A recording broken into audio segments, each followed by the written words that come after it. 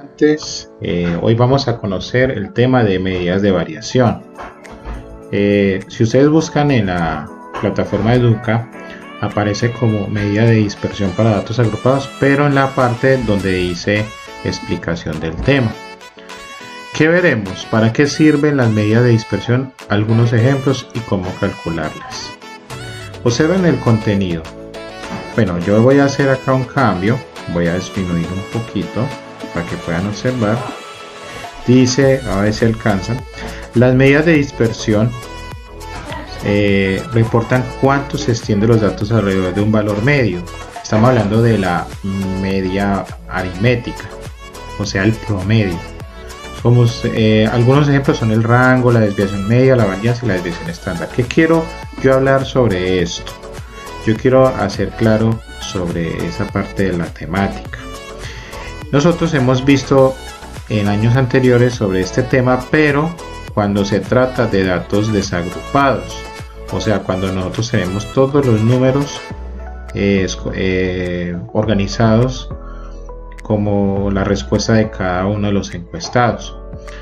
Y pues recuerden ustedes, muchachos, que cuando nosotros usábamos este tema, lo primero que hacíamos era calcular el rango, que era restar el dato mayor menos el dato menor. La desviación media, que había que precisamente primero teníamos que utilizar una fórmula que tenía un símbolo sigma, que la varianza, que se va otra fórmula que a la final se saca la raíz cuadrada. Quizás no se acuerdan, pero desde séptimo y octavo, la hemos estado viendo. Y recuerden ustedes que una desviación estándar es mirar qué tanto está cerca de los datos para dar la media. ¿Se acuerdan que yo les decía a ustedes que yo utilizaba mucho el ejemplo de las edades? Que cuando una edad era de 14 años en promedio, pues uno dirá, uy, no, la mayoría tienen 14 años ahí. Y resulta de que no es que todos tengan 14 años totalmente, puede que haya datos atípicos.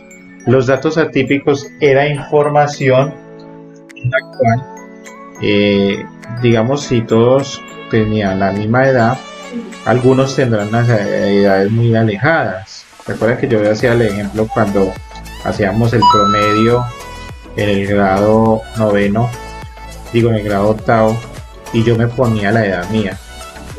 La edad mía ya es obviamente muy atípica, yo estoy casi por encima de los 30 años, y ahí se veía que el promedio no cambiaba, pero lo que hace la desviación estándar es mirar qué tanto los datos que son los promedios están cerquita, qué tanto se alejan.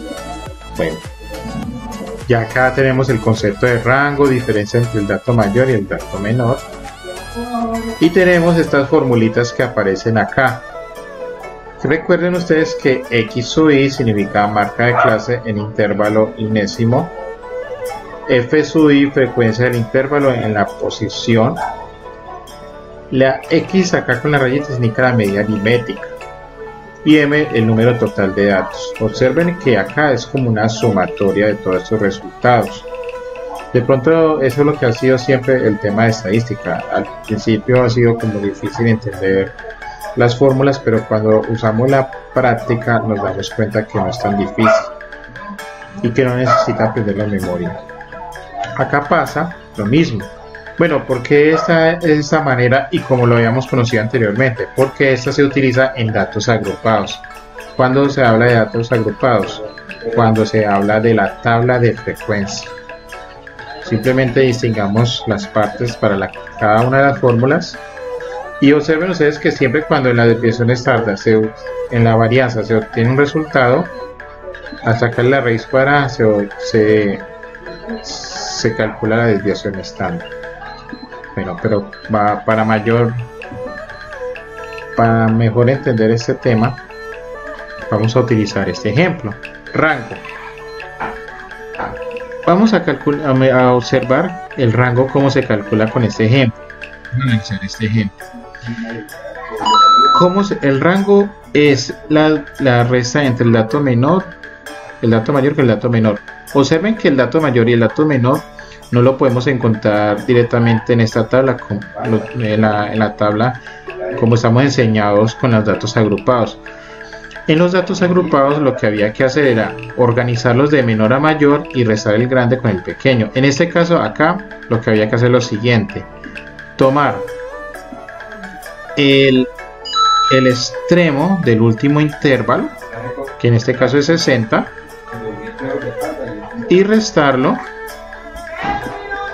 con el extremo inferior del dato que está acá, que nos da en total 50. Observe que acá ya está distinguido. Lo bueno, muchachos, es que acá ya hay una gran información aplicada, ya hay unos ejemplos ya desarrollados. Vamos con la desviación media.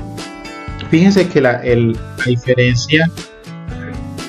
diferencia de la tabla, se ha extendido un poquito la tabla de frecuencia. Observe que acá se extendió un poquito por aquí y un poquito por acá. Para que ¿por qué lo estoy marcando de esta manera? Para que cuando veamos ahorita, observen que acá se agrandó. ¿Desde dónde se empieza la agrandada de esa tabla? Desde aquí hasta acá. Observe, ¿qué es lo que primero tenemos que hacer, muchachos, cuando nos dan apenas una tabla muy sencilla? Calculemos la marca de clase. Recordemos que la marca de clase es sumar estos dos extremos y dividirlo en dos, o sea, 10 más 20, recuerden que da 30. Y este 30 lo dividimos en 2, que nos da 15, por eso es que aparece el 15 que está acá. Hagan ustedes mismos el ensayo. Así que pueden parar el video y vayan haciendo la práctica ahí. 20 más 30 da 50 y 50 dividido en 2 da 25. Observen que aquí ya están todas las marcas de clase. ¿Qué es esto que sigue acá? Lo voy a marcar en color azul. Esto es una multiplicación. Bueno, quiero aclarar algo sobre lo que estamos viendo en el ejemplo. Esto es una forma de hacerlo más sencillo, sin necesidad de meterle la fórmula. Estamos haciendo el paso a paso, y el paso a paso es primero calcular la marca de clase. Este X sub y F sub I es la multiplicación entre la frecuencia absoluta con la marca de clase, y acá lo que estamos colocando son los resultados. ¿Para qué se hace eso? Porque vamos a calcular la media aritmética. ¿Cómo es la media aritmética? Recuerden que es una medida de tendencia central que ustedes vieron como en el segundo periodo. Creo que alcanzamos a verlo en el primer periodo cuando estuvimos en la clase presencial. Observen, 2 por 15 da 30, 10 por 25 da 250. Si quieren pueden parar el video y hacer el cálculo y analizar los resultados, que todos son coherentes. Este con este da este con este da este. Listo. ¿Cómo se calcula la media aritmética? Eso es para refrescarles. Recuerden que se suma todo esto y da este resultado. Y luego ese resultado lo dividimos en 40.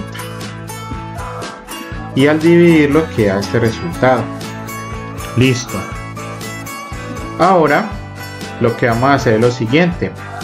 En esta parte del valor absoluto vamos a calcular lo que se llama la desviación media. ¿Cómo se calcula esa desviación media?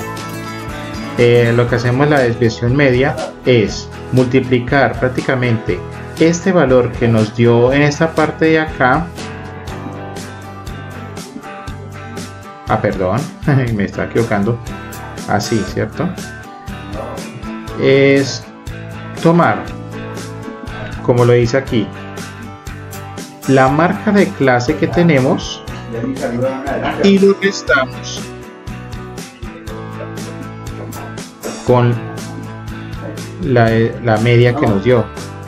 Si ustedes notan, el resultado va a dar negativo, pero como está en valor absoluto da positivo. Recuerden lo del valor absoluto, muchachos. Entonces si ustedes hacen la resta de 15 menos 38,5 les daría este resultado que está acá.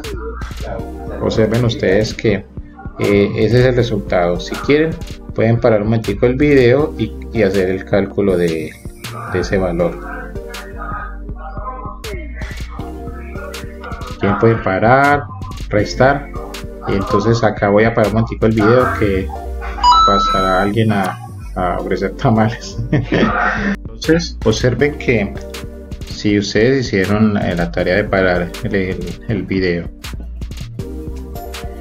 y de poder calcular esos valores, van a dar cuenta que por eso sale ese 13,5, ese 3,5, ese 6,5. Para recordar, es como tomar el valor, ahí mismo lo está identificando, la marca de clase, digamos en este caso de acá, 55 menos 38,5.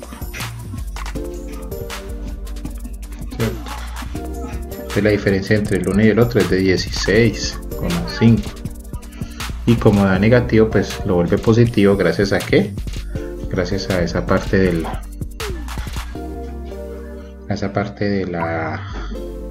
valor absoluto. Listo. Ojo, todos tengan en cuenta sobre esas partes. Si tienen alguna duda, algo no sale, simplemente me cuentan y miramos a ver qué hacemos, ¿vale? Bueno, continuemos entonces. Ahora la parte final para contar la desviación media es simplemente tomar estos resultados. En clase podemos practicar esto un poquito, acá se dará. Ese resultado se está multiplicando ¿con quién? Con la frecuencia absoluta. Quiere decir que 2 por 23,5 daría 47, 13,5 por 10 daría 135, y así sucesivamente. Se multiplicaría el resultado de este con la frecuencia absoluta.